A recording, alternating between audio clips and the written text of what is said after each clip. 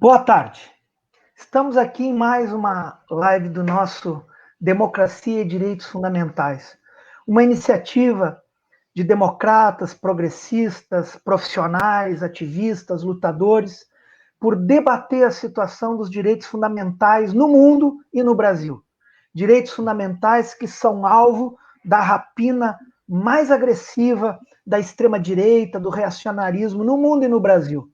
Nós, ao contrário, vamos no sentido de defender os direitos fundamentais, de dizer que aquilo que nós conquistamos na história da luta do povo brasileiro deve não só ser preservado, como aprofundado. Hoje, temos aqui conosco duas pessoas que fazem parte da história dos direitos fundamentais no Brasil, para marcar o lançamento da 4ª edição da nossa publicação multimídia digital Democracia e Direitos Fundamentais. 4ª edição dedicada ao direito fundamental à segurança. Está conosco o professor Benedito Mariano, sociólogo, meu colega. Estamos em maioria aqui, professor. Vamos nos cuidar desses advogados. Ex-ouvidor das polícias do estado de São Paulo e, para nossa alegria, hoje anunciado pelo prefeito Felipe, futuro, a partir do dia 1º de janeiro, secretário de Segurança do município de Diadema, em São Paulo. E ele vai poder nos falar também do que é essa experiência. E o nosso curador-geral do Democracia e Direitos Fundamentais, ex-governador do Estado e ex-ministro da Justiça, criador de um dos mais paradigmáticos programas em segurança no mundo e na América Latina, o PRONAS, companheiro, amigo Tarso Genro. De imediato, ministro Tarso Genro, consigo a palavra. Obrigado, meu companheiro e amigo Jorge Branco, pela tua generosa introdução no que me diz respeito, e a minha saudação muito fraterna, muito reconhecida, ao professor Benedito Mariano, uma pessoa que eu conheço pessoalmente há pouco tempo, conheço intelectualmente há muito tempo. Sei da sua intensa contribuição à defesa dos direitos fundamentais e, particularmente, a sua formação teórica e sociológica a partir de experiências concretas de vida nas questões relacionadas com a segurança pública. Muito obrigado pela sua generosidade de abrir a nossa 4ª edição dos Direitos Fundamentais com um texto importantíssimo e também pela sua participação nesta live de lançamento dessa 4ª edição. Vou fazer uma formulação breve a respeito do tema, colocando-o no panorama da crise da democracia liberal representativa que ocorre não somente aqui no Brasil, na América Latina, mas também em todo o mundo. O que nós temos assistido ao longo da história do Estado de Direito, a partir, inclusive, da Revolução Francesa e depois na sua crise pós-estados de bem-estar, é a emergência de uma dupla ordem normativa. Uma ordem normativa escrita, gerada na Constituição, produzida pelo Constituinte, de um lado, e de outro lado, uma ordem normativa concreta, que, dependendo das contingências políticas, tanto se aproxima da ordem normativa escrita, como se separa dela, a partir de contingências econômicas, contingências políticas, a partir de avanços ou recuos de ideologias de extrema-direita, como estamos vendo hoje mundialmente. Estas duas ordens, às vezes se integram, às vezes se repelem. Nós estamos hoje no Brasil numa situação extraordinariamente original na nossa história. É que a Constituição cidadã, na nossa história recente, ela se mantém praticamente intacta nos seus fundamentos, mas temos a produção, a partir de um conjunto de conflitos políticos, de manipulações da opinião pública, de domínio ideológico das grandes mídias, de 11 famílias aqui no país, de 10 famílias aqui no país, a produção de uma ordem concreta cada vez mais separada dessa ordem abstrata, dessa ordem normativa que está flagrada na Constituição. E são várias vítimas desse processo. Uma das vítimas são os pressupostos que são contidos na Carta de 88, que dizem respeito aos direitos individuais, às garantias de direitos individuais, aos direitos humanos, que, em última instância, sofrem com essa separação. Sofrem com a autonomização da ordem concreta que se faz pelo próprio movimento, que se faz pela própria movimentação do Estado, que se faz pela própria palavra autorizada do líder. Isso não é estranho nessas circunstâncias, que vão deformando os princípios constitucionais, relativizando os direitos e garantias individuais, que chegam até o ponto que chegamos hoje, que uma agência de segurança do Estado passa a ser serviçal, pessoal, não do governo, mas serviçal, pessoal do presidente da República, serviçal não do Estado, como deveria ser, mas do presidente da República como pessoa física e da sua família. Não é de estranhar que os pressupostos de uma segurança cidadã estejam hoje deformados, estejam hoje estuprados, e que vai o presidente da República à frente da Polícia Militar, à frente de homens armados e fardados, e diz: a imprensa vos atacará sempre. Então, aquelas nesgas de preocupação que a liberdade de imprensa ainda tem no Brasil, com a segurança pública, com os direitos individuais, com os direitos das pessoas, com a preocupação com as comunidades mais atingidas pela violência do Estado, que são as comunidades negras e jovens, ela fica dissolvida na fala do líder, que instaura na sua fala os processos de exceção que dão sustentação ao arbítrio e ao protofascismo hoje em desenvolvimento do nosso país. Então, professor Benedito, nós queremos lhe escutar. O senhor é uma grande figura dos direitos humanos do Brasil, uma grande figura da segurança pública e a figura ideal para que nós lancemos a nossa 4ª edição do Democracia e Direitos Fundamentais. Por favor. Boa tarde a todos. Queria primeiro agradecer ao professor Jorge Branco pelo convite de escrever a 4ª edição da revista, dizer da minha honra de participar de um diálogo, de uma live com o ministro Tarso Genro. É uma referência intelectual, não só para mim, para o campo democrático e para a esquerda no Brasil e na América Latina. Fiquei muito feliz esse ano de ter a oportunidade de aproximar do ministro Tarso Genro, lendo seus textos, dialogando. Então, eu estou muito feliz e é um privilégio, ministro, estar aqui dialogando com o senhor e com o professor Jorge Branco. O senhor iniciou falando da crise da democracia liberal representativa. Talvez nós estejamos vivendo o pior momento da transição democrática no Brasil, né? Um governo despótico, reacionário, demagogo e de extrema-direita, que introduz a cada fala, a cada posicionamento, né, a linha do fascismo que vem permeando as relações do governo federal. Então, é um momento muito difícil para a conjuntura brasileira, né?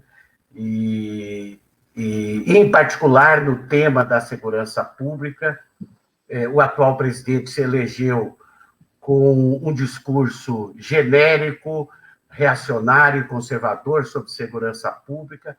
Na prática, não fez proposta nenhuma que visasse fortalecer o sistema de segurança pública.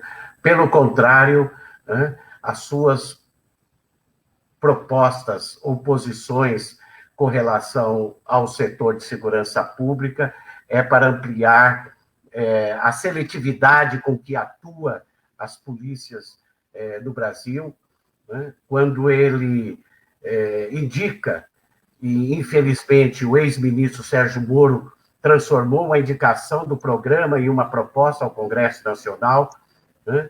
O pacote anticrime do ex-ministro Sérgio Moro falava só de ampliar as penas, falou-se muito pouco sobre segurança pública, e a única palavra sobre segurança pública do pacote anticrime, mesmo não sendo advogado, permita que dizer que foi uma das maiores aberrações jurídicas já propostas no Brasil, que é ampliar a excludente de ilicitude. Né? Na verdade, nós temos que limitar a excludente de ilicitude, não ampliá-la. Ampliar a excludente de ilicitude é quase uma carta branca para o aumento da letalidade policial no Brasil. Felizmente, o Congresso Nacional vetou a única referência do pacote anticrime, que era esse absurdo da excludente de ilicitude. Fiz uma contribuição para o debate na revista de um texto amplo que tem como perspectiva discutir a necessidade de nós construirmos uma polícia democrática, cidadã e antirracista. Eu fiz questão de destacar o caráter antirracista, porque o ministro Tarso Genro, o professor Jorge Branco, estou convencido que se nós não enfrentarmos o debate do racismo estrutural, nós não vamos conseguir construir uma polícia democrática. Porque há uma cultura de preconceito histórico no setor de segurança pública contra pobres e negros. E uma cultura oligárquica que faz parte da história do Brasil, né? Não só nas polícias, mas todas as instituições do Estado brasileiro ainda carregam essa cultura oligárquica. Eu fiz uma live há pouco tempo com uma promotora pública e ela me deu o dado de que o Ministério Público de São Paulo, por exemplo, um dos maiores do país, com mais de 1.700 promotores públicos, não tem 2% de promotores negros. Né? O Tribunal de Justiça, o maior do país, do estado de São Paulo, não tem 0,5% de juízes negros. Né? Então, evidentemente que esses dois dados são exemplos de que as oportunidades para a população negra foram sempre muito difíceis em toda a história, e, infelizmente, a transição democrática não priorizou da maneira que devia, e aí falando do período como um todo, essa questão do racismo estrutural. Né? Portanto, as reformas nas instituições policiais, e o meu texto eu cito a importância de várias reformas que não dependem do Congresso Nacional, são infraconstitucionais, depende de vontade e decisão política dos governadores dos estados. Né? São reformas fundamentais para nós mudarmos o quadro das mortes sistemáticas da população pobre, jovem e negra no país. Eu vi um relatório que foi lançado esse mês da Rede de Observatórios de Segurança do Rio de Janeiro e li com atenção o texto do ministro Tarso relacionado a essa edição da revista, e o Rio de Janeiro trouxe um ingrediente muito, muito importante, grave, perverso na conjuntura, que é o novo formato de crime organizado, que é a ampliação das milícias. As milícias representam um poder muito forte no Rio de Janeiro, e quando se fala em flexibilização de posse e de porte de arma, flexibilização de munições, de compra de armas, evidentemente que essas ações, decretos do governo federal acabam incentivando e ampliando o poder de influência de organizações como as milícias, que acabam, em grande parte, fazendo parte que o Estado não faz, sobretudo nas regiões mais periféricas. A lógica a lógica do policiamento que busca o confronto, que infelizmente permeia muito das relações de segurança pública nos estados, né? Essa lógica do confronto tem alvo, e o alvo é a juventude pobre e negra do país. Esse relatório da rede de observatório traz 5 dados que são extremamente importantes e graves, que eu queria trazer aqui para o nosso diálogo. O que demonstra que, mesmo nos governos do campo democrático, sem reformas nas instituições policiais, as realidades de letalidade policial não diminuem, né? Na Bahia, 97% dos mortos pela polícia no estado da Bahia são negros, né? E a população de negros na Bahia é em torno de 76%. No Rio de Janeiro, né, onde nasceu e está se expandindo as milícias, 86% dos mortos pela polícia são negros, né? E a população negra no estado é 51%. No estado de São Paulo, e esse é um dado que eu pesquisei quando fui ouvidor, fiz uma pesquisa sobre a letalidade policial no ano de 2017, que foi o ano em que a polícia de São Paulo mais matou, 940 pessoas. Nós fizemos uma pesquisa analisando dados de laudos técnicos de 80% de todas as ocorrências de mortes em decorrência de intervenção policial. 64% dos mortos pela polícia no estado de São Paulo são negros, e a população de negros no estado de São Paulo ultrapassa 35%. No Ceará, que também temos um governo do campo democrático, né, um governo de esquerda, 87% dos mortos pela polícia no Ceará são negros, numa população de 67%. E em Pernambuco, 93% dos mortos pela polícia são negros, e a população de negros no estado de Pernambuco 62%. Esses dados foram publicados esse mês pelo Observatório de Segurança do Rio de Janeiro. É uma demonstração inequívoca de que a ação policial é seletiva, né? Há um preconceito histórico contra pobres e negros. Portanto, incluir nos programas de segurança pública, seja ele estadual, municipal e da União Federal, é fundamental incluir o tema do antirracismo, o tema do racismo estrutural, seja nos protocolos operacionais de ação policial, seja na formação, né? Porque as nossas polícias, a maioria delas, a base das nossas polícias, os policiais são negros, né? E os policiais negros acabam tendo uma ação violenta contra os próprios negros, e aí se mistura subjetivamente a cultura de branqueamento, que também faz parte da história do Brasil.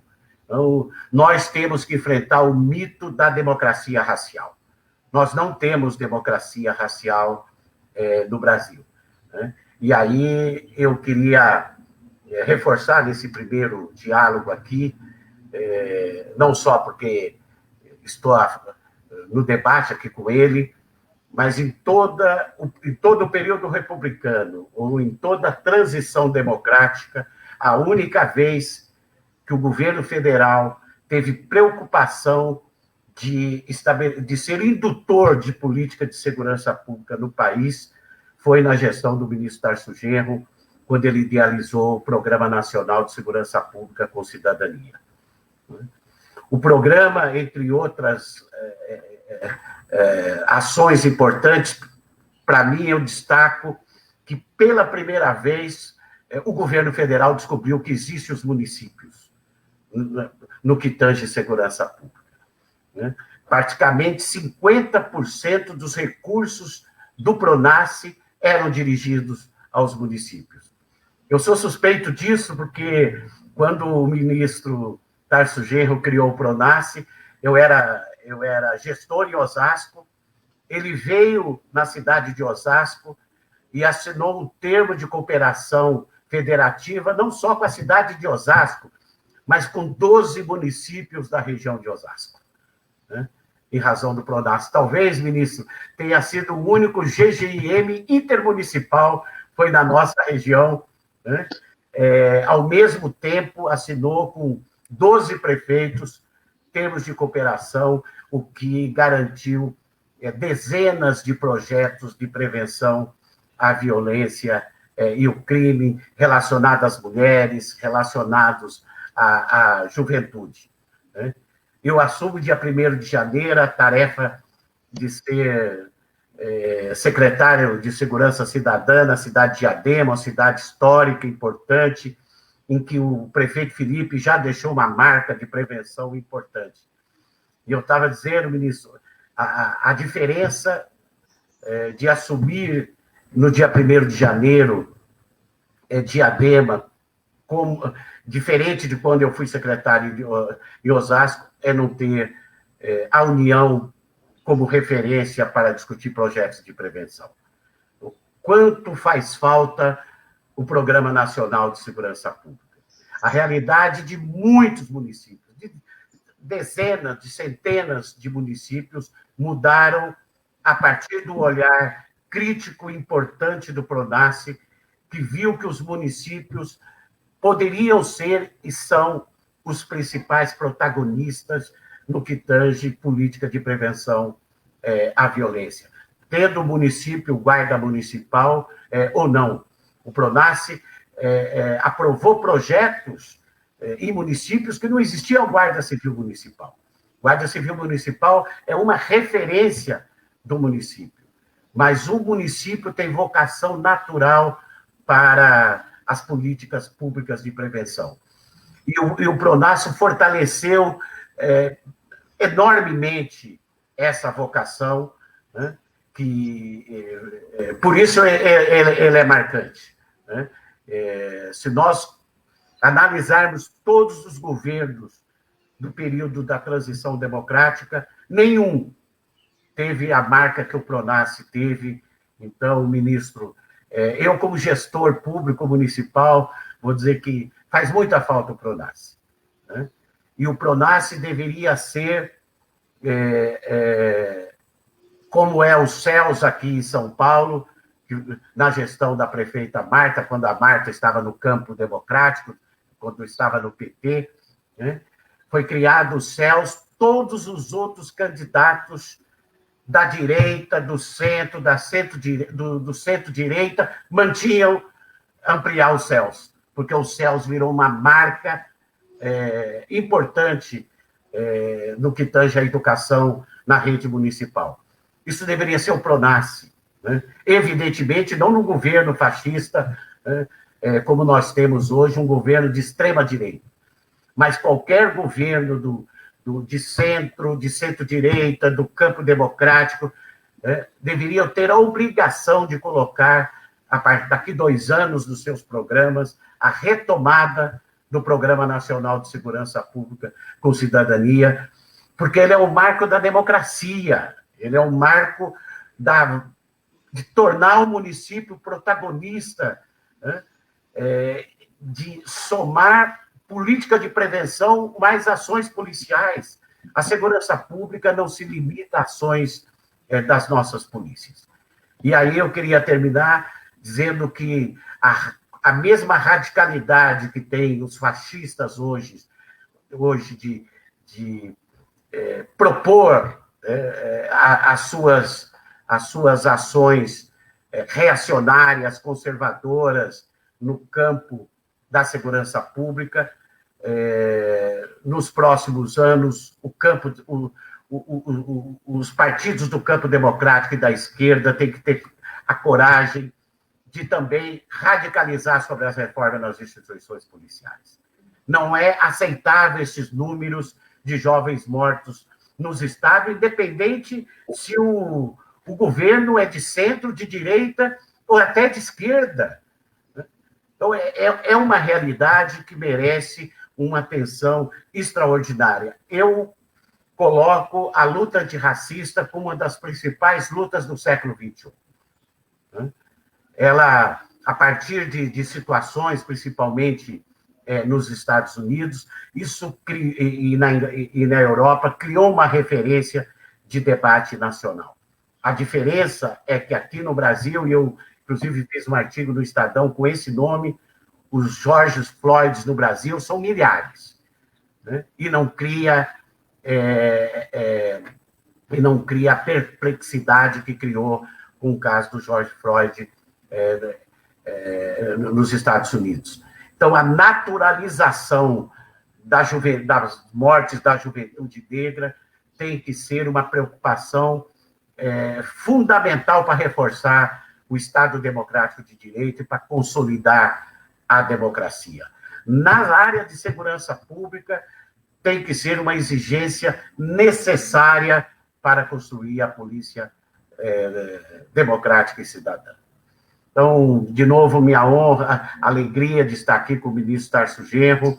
Para mim, a principal referência do campo democrático e da esquerda, e esperamos que nos próximos 2 anos os partidos do campo democrático e da esquerda tenham sensibilidade para ouvir o ministro Tarso Genro e trabalhar na perspectiva de criar uma frente ampla do campo democrático e da esquerda para enfrentar o obscurantismo que nós vivemos hoje.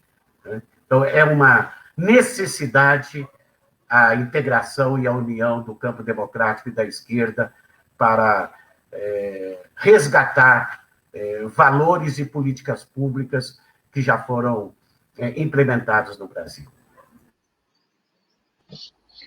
Obrigado, professor Benedito. A senhora introduziu um tema que eu acho fundamental para a nossa rodada final, a nossa previsão de acabar às 16h15, que é o tema das relações federativas e o papel dos municípios. Recentemente, o ministro Tarso Genro, numa promoção da Federação das Associações de Municípios do Rio Grande do Sul, do DDF e do INPE, participou de um debate sobre cenários e possibilidades para os municípios, com o professor Ladislau Dalbor, mais centrado nos temas da economia.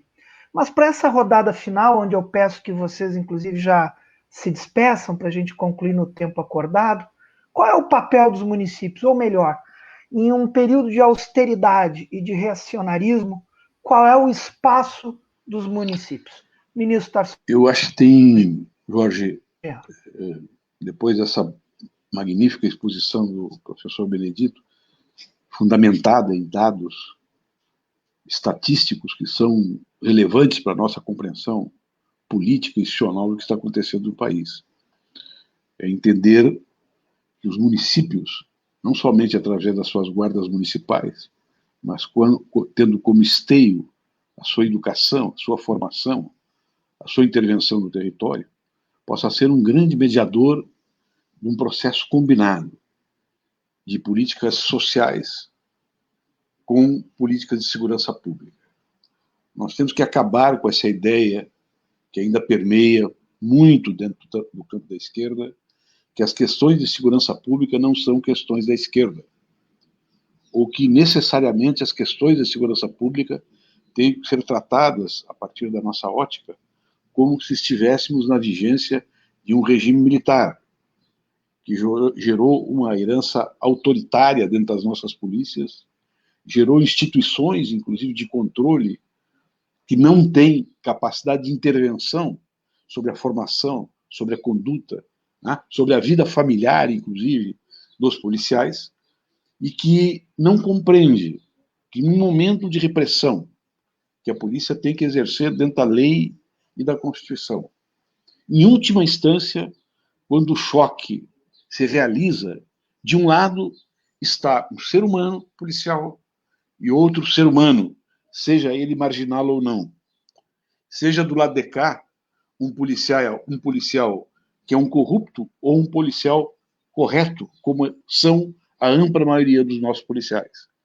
Se nós não compreendermos esse conflito como um conflito ordinário, como um conflito comum dentro do Estado de Direito, e não compreendermos, inclusive através de programas municipais específicos sobre isso, que esta desavença concreta que se dá no plano das funções públicas do Estado é distribuir e afirmar a segurança pública. Se nós não compreendermos isso, nós não vamos solucionar a relação da esquerda com a polícia.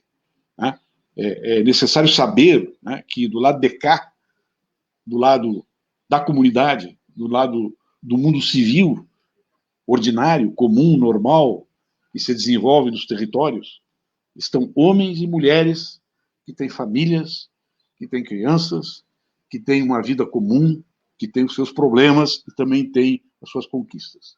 E que do lado de lá, onde estão os policiais, são as mesmas pessoas que estão ali, cumprindo outras funções que são deformadas a partir das políticas do Estado, que não lhe dão sequer oportunidade de recuperação quando isso ocorre. Por exemplo, e o professor Benedito tem menções e estudos sobre isso, como é que é tratada, né, a doença mental no meio dos policiais?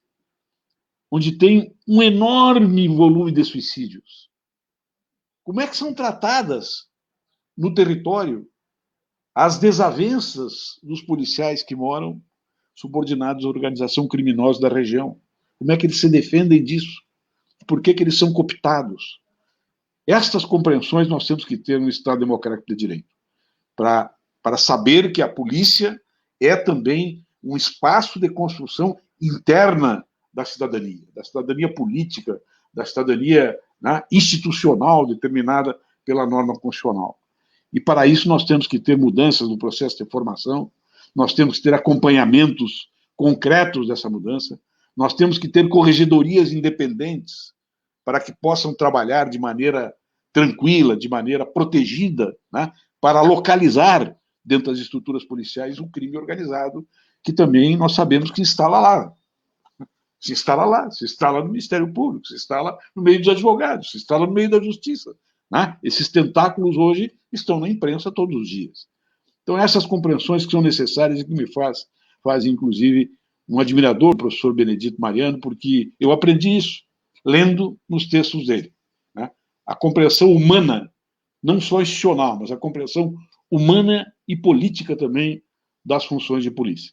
E aqui eu me despeço, porque até já falei demais, vamos ouvir a finalização do professor Benedito.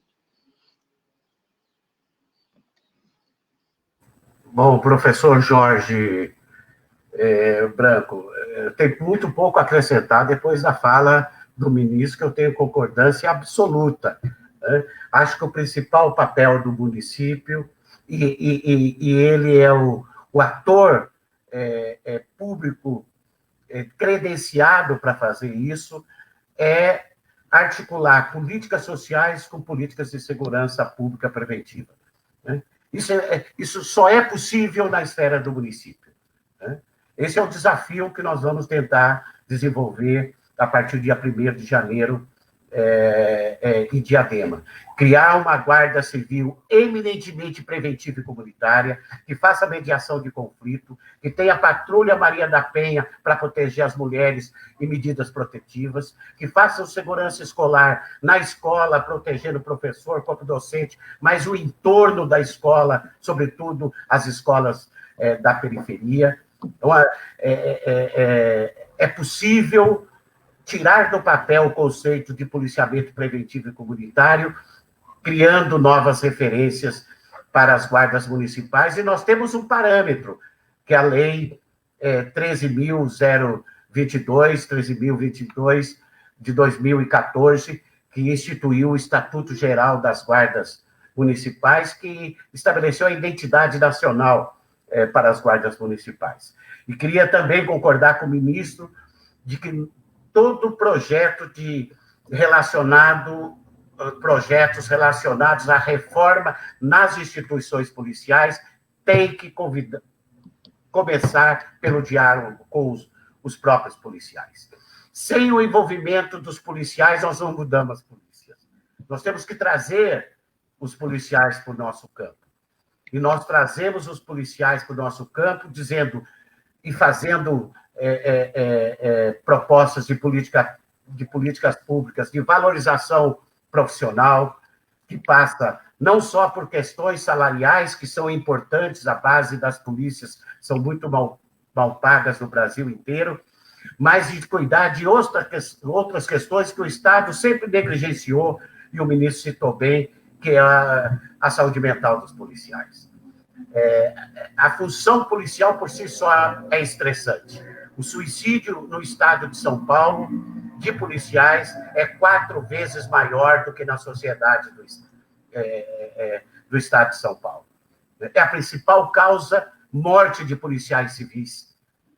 Em 100 anos, a Polícia Civil de São Paulo, que é a maior polícia civil do país, nunca teve um programa de saúde mental. O da Polícia Militar existe há 12 anos, mas só atinge 32% do efetivo. Então, é uma exigência que nós tenhamos programas de saúde mental que dê suporte aos policiais do início até o fim da carreira. Isso tem a mesma importância do que discutir questão salarial. Então, a minha primeira tarefa, nos 3 primeiros meses em Diadema, eu vou criar um programa de saúde mental na Guarda Municipal de Diadema.